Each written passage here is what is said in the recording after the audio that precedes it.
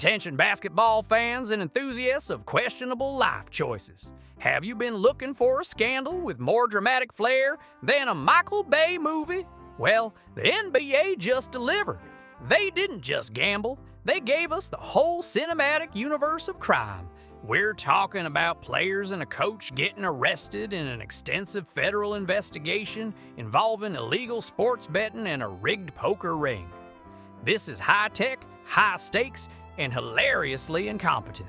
The main event stars Hall of Famer and Trailblazers coach Chauncey Billups and Heat guard Terry Rozier and former Raptor John A. Porter.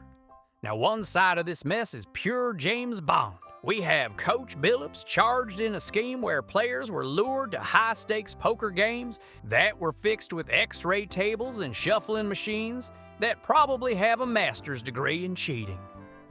You'd think the players were trying to solve world hunger with the kind of sophisticated, high-tech effort they put into getting a royal flush against a guy named Sal the Tooth. The best part?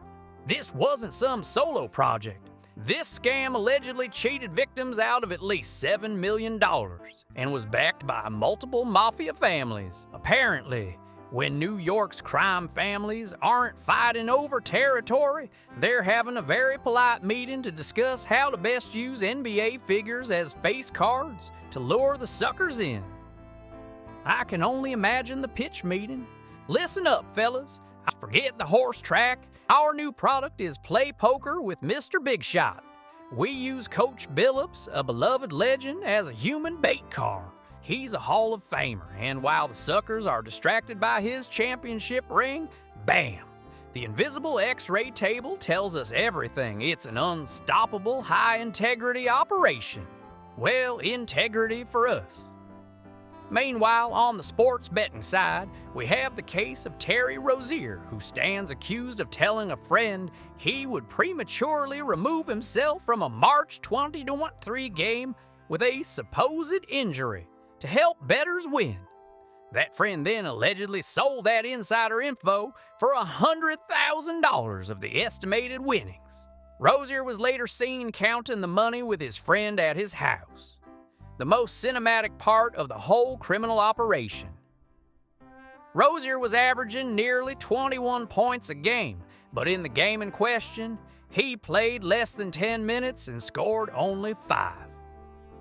He pulled off a suspiciously timed high-stakes ankle tweak that had bettors furious at the sportsbooks because it was so obvious.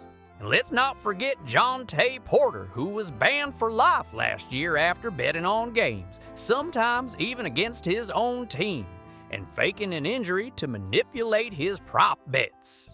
This is how you go from an NBA contract to an FBI-level co-conspirator. The takeaway is simple.